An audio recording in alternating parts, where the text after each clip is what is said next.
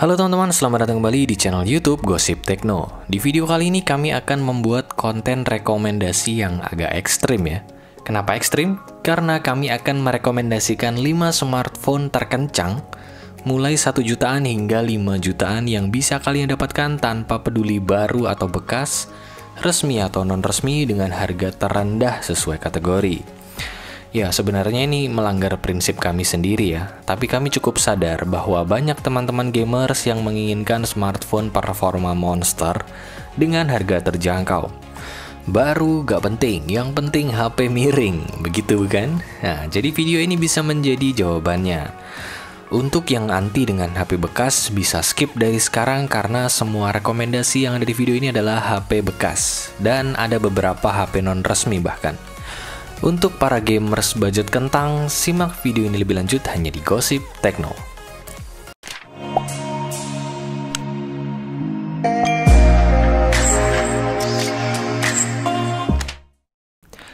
Kelas 5 jutaan. Oke, di kelas ini kandidatnya ada dua. Yang pertama Xiaomi Mi 10T dan Poco F2 Pro. Keduanya adalah smartphone yang resmi dipasarkan di Indonesia. Meskipun memiliki spesifikasi yang mirip, tapi pilihan kami jatuh kepada Xiaomi Mi 10T. Dan berikut ulasannya. Poin 1. Layar. Xiaomi Mi 10T dibekali layar IPS LCD berukuran 6,67 inci dengan resolusi Full HD plus 1080x2400 pixel yang memiliki refresh rate mencapai 144 Hz.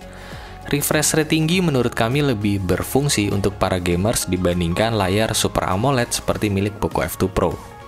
Poin 2. Baterai. Xiaomi Mi 10T dibekali dengan baterai berkapasitas 5000 mAh yang dipadukan dengan teknologi fast charging 33 watt. Kapasitas yang lebih besar dengan kecepatan charging yang lebih unggul menjadi alasan kami memilih Xiaomi Mi 10T.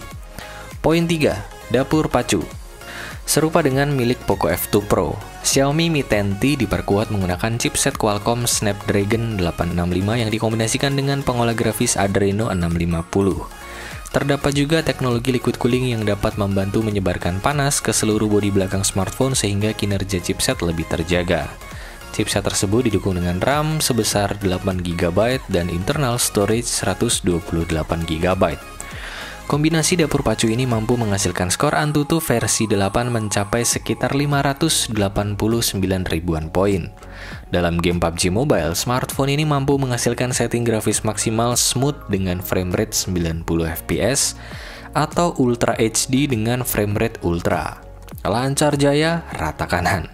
Sedangkan untuk game Genshin Impact, Xiaomi Mi 10T mendapat setting grafis bawaan di medium. Untuk setting tertinggi di highest 60 fps, Xiaomi Mi 10T akan stabil di sekitar 50-55 fps. Bicara soal harga, sebenarnya Xiaomi Mi 10T dalam kondisi baru masih banyak dijual di pasaran. Harga launchingnya sendiri mencapai Rp5.999.000. Sedangkan untuk harga bekasnya sendiri saat ini, Xiaomi Mi 10T mengalami penurunan sekitar Rp700.000 dan bisa didapatkan mulai dari 5,3 jutaan rupiah saja. Kelas harga 4 jutaan. Di kelas ini kandidatnya juga ada dua. Yang pertama, Xiaomi Mi 9 dan Huawei Nova 5T. Sebagai informasi, Xiaomi Mi 9 ini tidak memiliki versi resmi di Indonesia ya. Jadi jika teman-teman anti terhadap HP non-resmi, silahkan ambil Huawei Nova 5T saja. Namun yang perlu diingat, perbedaan performa keduanya terbilang cukup jauh. Jadi di kelas ini pilihan kami jatuh kepada Xiaomi Mi 9. Berikut ulasannya. Poin 1. Layar. Xiaomi Mi 9 dibekali layar Super AMOLED berukuran 6,3 inci dengan resolusi Full HD plus 1080x2340 pixel yang diperkuat dengan proteksi Corning Gorilla Glass 6. Adanya proteksi layar membuat Mi 9 lebih unggul dari Nova 5T untuk kebutuhan gaming. Super AMOLED juga bisa dipertimbangkan sebenarnya, tapi tidak penting untuk gaming. Sedikit lebih bagus saja menurut kami. Poin 2. Baterai. Xiaomi Mi 9 dibekali dengan baterai berkapasitas 3300 mAh yang dipadukan dengan teknologi fast charging 20 watt. Ukuran baterai yang tergolong kecil ya untuk sebuah smartphone yang akan digunakan untuk bermain game. Nova 5T pun juga memiliki kapasitas baterai yang tak beda jauh dengan milik Mi 9. Ya, sebenarnya ini bisa dibilang sebagai kelemahan. Poin ketiga, dapur pacu. Xiaomi Mi 9 diperkuat menggunakan chipset Qualcomm Snapdragon 855 yang dipadukan dengan pengolah grafis Adreno 640. Terdapat juga teknologi liquid cooling yang dapat membantu menyebarkan panas ke seluruh bodi belakang smartphone sehingga kinerja chipset lebih terjaga. Chipset tersebut didukung dengan RAM sebesar 6GB dan internal storage 64GB. Kombinasi dapur pacu ini mampu menghasilkan skor Antutu versi 8 mencapai sekitar 440 ribuan poin. Cukup jauh jika dibandingkan dengan Nova 5T yang hanya mencapai skor 320 ribuan poin. Dalam game PUBG Mobile, Mi 9 mampu menghasilkan setting grafis maksimal HDR dengan frame rate ekstrim dengan lancar. Sedangkan untuk game Genshin Impact, Xiaomi Mi 9 mendapat setting grafis bawaan di medium. Untuk setting tertinggi di highest 60 fps, Xiaomi Mi 9 akan stabil di 50 hingga 55 fps. Xiaomi Mi 9 pertama kali dirilis secara global dengan harga launching mencapai $445 atau setara dengan 6,4 juta rupiah. Untuk harga bekasnya sendiri saat ini Xiaomi Mi 9 sudah mengalami penurunan harga sekitar 34% atau setara dengan 2,2 juta rupiah dan bisa didapatkan dengan harga mulai dari 4,2 jutaan rupiah saja.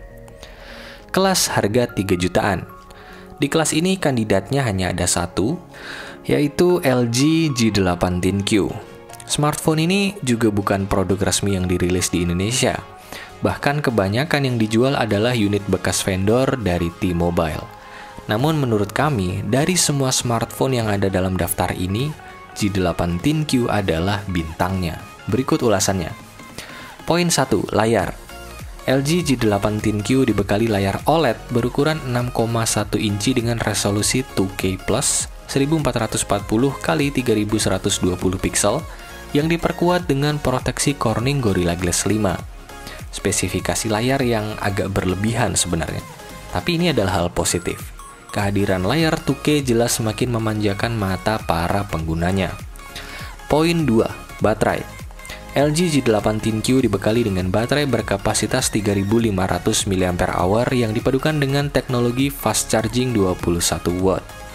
Ukuran baterai yang tergolong kecil sebenarnya untuk sebuah smartphone yang akan digunakan bermain game. Ya, mungkin ini menjadi satu-satunya kelemahan G8 ThinQ sebagai smartphone gaming menurut kami. Poin 3. Dapur pacu. LG G8 ThinQ diperkuat menggunakan chipset Qualcomm Snapdragon 855 yang dipadukan dengan pengolah grafis Adreno 640. Terdapat juga teknologi vapor chamber cooling yang dapat membantu menyebarkan panas ke seluruh belakang bodi smartphone. Chipset tersebut didukung dengan RAM sebesar 6GB dan internal storage 128GB. Kombinasi dapur pacu ini mampu menghasilkan skor Antutu versi 8 mencapai sekitar 435 ribuan poin. Dalam game PUBG Mobile, G8 ThinQ mampu menghasilkan setting grafis maksimal HDR dengan frame rate ekstrim dengan lancar. Sedangkan untuk game Genshin Impact, G8 ThinQ mendapat setting grafis bawaan di medium. Untuk setting tertingginya di highest 60 fps, G8 ThinQ akan stabil di 50 hingga 55 fps. LG G8 ThinQ pertama kali dirilis secara global dengan harga launching mencapai $820 atau setara dengan 11,7 juta rupiah. Untuk harga bekasnya sendiri, saat ini G8 ThinQ sudah mengalami penurunan harga sekitar 70% atau setara dengan 8,1 juta dan bisa didapatkan dengan harga mulai dari 3,6 juta rupiah saja. Sikat. Kelas harga 2 jutaan. Di kelas ini kandidatnya lagi-lagi ada dua. Yang pertama Pocophone F1 dan yang kedua adalah Sony Xperia XZ2 Premium. Panjang ya. Pilihan kami jatuh kepada Sony Xperia XZ2 Premium. Lagi-lagi smartphone ini bukan produk resmi yang dirilis di Indonesia. Lebih parah lagi, XZ2 Premium yang kami rekomendasikan adalah unit bekas vendor AU yang dijual secara batangan. Meskipun begitu, harganya akan membuat smartphone ini semakin memikat untuk dimiliki. Dan berikut ulasannya. Poin 1. Layar. Xperia XZ2 Premium dibekali layar IPS LCD berukuran 5,8 inci dengan resolusi 4K 2160 x 3840 pixel yang diperkuat menggunakan proteksi Corning Gorilla Glass 5. Spesifikasi layar paling hedon yang ada dalam daftar ini. Poin 2. Baterai. Xperia X1 Premium dibekali dengan baterai berkapasitas 3540 mAh yang dipadukan dengan teknologi fast charging 18 watt. Ya, ukuran baterai yang cukup kecil khas HP flagship ya. Poin 3, dapur pacu. Xperia X1 Premium diperkuat menggunakan chipset Qualcomm Snapdragon 845 yang dikombinasikan dengan pengolah grafis Adreno 630. Chipset tersebut didukung dengan RAM sebesar 6GB dan internal storage 64GB. Kombinasi dapur pacu ini mampu menghasilkan skor Antutu versi 8 mencapai sekitar 312 ribuan poin.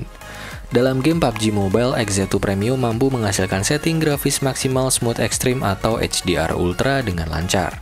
Sedangkan untuk game Genshin Impact, Xperia X1 Premium mendapat setting grafis bawaan di medium. Untuk setting tertinggi di highest 60 fps, X1 Premium bisa dibilang tidak stabil menjalankannya, jadi untuk setting rata kanan smartphone ini menurut kami tidak direkomendasikan. Xperia X1 Premium pertama kali dirilis secara global dengan harga launching mencapai $999 atau setara dengan 14 juta rupiah. Untuk harga bekasnya sendiri saat ini X1 Premium sudah mengalami penurunan harga sekitar 84% atau setara dengan 11,8 juta rupiah. Dan kini bisa didapatkan mulai dari 2,1 jutaan saja. Gila, HP zaman sekarang macam sudah tak ada martabatnya. Ya, selanjutnya adalah kelas harga 1 jutaan. Nah, di kelas ini kandidatnya juga ada dua. Yang pertama, Sony Xperia XZ2, biasa ya, bukan premium. Yang kedua adalah Sharp Aquos SHV42. Yup, duo Jepang ini merupakan unit limbah dari vendor AU dan dijual dalam kondisi batangan. Jahat sekali kami bilang limbah ya. Tapi jangan salah, spesifikasinya tetap jauh lebih baik dari smartphone 1 jutaan resmi dan baru manapun yang ada di Indonesia saat ini. Dan pilihan kami jatuh kepada Sharp Aquos SHV42. Berikut ulasannya. Poin 1, layar. Aquos SHV42 dibekali layar IPS LCD berukuran 6,1 inci dengan resolusi 2K plus 1440 x 3040 pixel 120 Hz. Gimana? Layar 2K 120 Hz sejutaan, kurang apa lagi? Poin 2, baterai. Aquos SHV42 dibekali dengan baterai berkapasitas 3180 mAh yang dipadukan dengan teknologi fast charging 18 watt. Baterainya kentang sih memang, tapi ya sudahlah ya, sejutaan layarnya begitu kencang lagi kan, pasti akan ada yang dikorbankan. Poin 3, dapur pacu. Aquos SHV42 diperkuat menggunakan chipset Qualcomm Snapdragon 845 yang dikombinasikan dengan pengolah grafis Adreno 630. Chipset tersebut didukung dengan RAM sebesar 4GB dan internal storage 64GB. Kombinasi dapur pacu ini mampu menghasilkan skor Antutu versi 8 mencapai sekitar 340 ribuan poin. Dalam game PUBG Mobile, Aquos SHV42 mampu menghasilkan setting grafis maksimal Smooth Extreme atau HDR Ultra dengan lancar. Sedangkan untuk game Genshin Impact, Aquos SHV42 mendapat setting grafis bawaan di medium. Untuk setting tertinggi di highest 60 fps, Aquos SHV42 bisa dibilang tidak stabil menjalankannya. Jadi untuk setting rata kanan, smartphone ini tidak direkomendasikan. Aquos SHV42 pertama kali dirilis secara global dengan harga launching mencapai $549 atau setara dengan 7,9 juta rupiah. Untuk harga bekasnya sendiri saat ini Aquos SHV42 sudah mengalami penurunan harga sekitar 80% atau setara dengan 6,3 juta rupiah dan kini bisa didapatkan mulai dari 1,6 juta rupiah saja. Boom! Itulah 5 rekomendasi smartphone gaming terekstrim versi Gosip Tekno yang bisa kalian dapatkan di awal tahun 2021 ini. Jangan lupa like, share, dan subscribe channel ini untuk mengikuti update gosip dan berita terbaru seputar teknologi. Salam Gosip Tekno.